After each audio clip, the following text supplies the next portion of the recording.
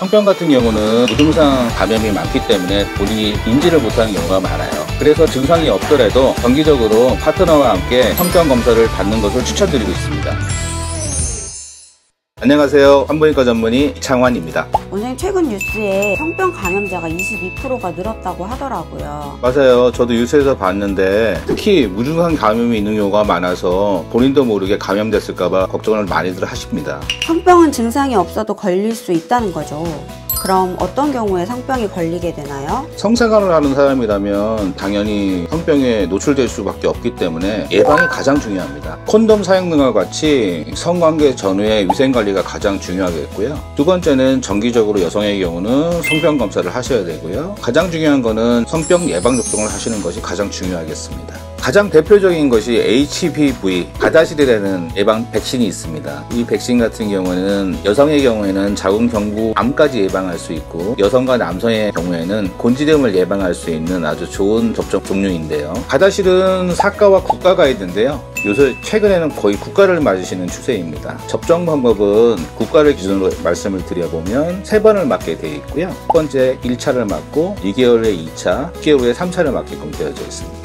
9세부터 45세까지, 남성의 경우에는 9세부터 26세까지 3차 접종을 하게끔 되어져 있습니다. 약간의 부작용에 대해서 설명을 드려보면, 맞고 나서 약간의 미열과 근육통이 있을 수 있고요. 이거는 대부분 2, 3일 내에 소실되어집니다. 가장 걱정하시는 것이 이상 반응인데요. 보통 이상 반응 같은 경우는 10분 내에 일어나기 때문에 병원에서 한 15분 정도 휴식을 하신 다음에 귀가하시면 될 것 같습니다.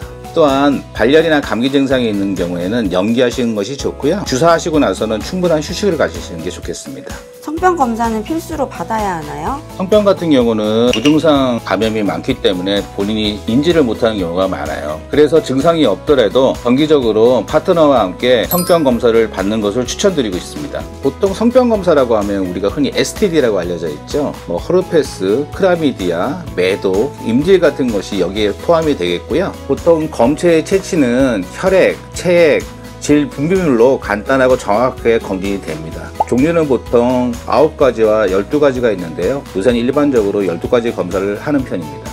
성병 검사는 어떤 증상이 있을 때 해야 하나요? 대표적인 증상은 분물이 많아지거나요, 질분물에서 악취가 난다든지, 아니면 가려운 증상을 동반했을 경우가 많은데요. 또한 성 파트너가 감염이 됐다고 얘기했을 경우도 해야 되고요. 가장 안전한 방법은 6개월마다 한 번씩 정기 검진을 하는 방법입니다. 성병 진단을 받았다고 파트너에게 꼭 이야기를 해줘야 할까요?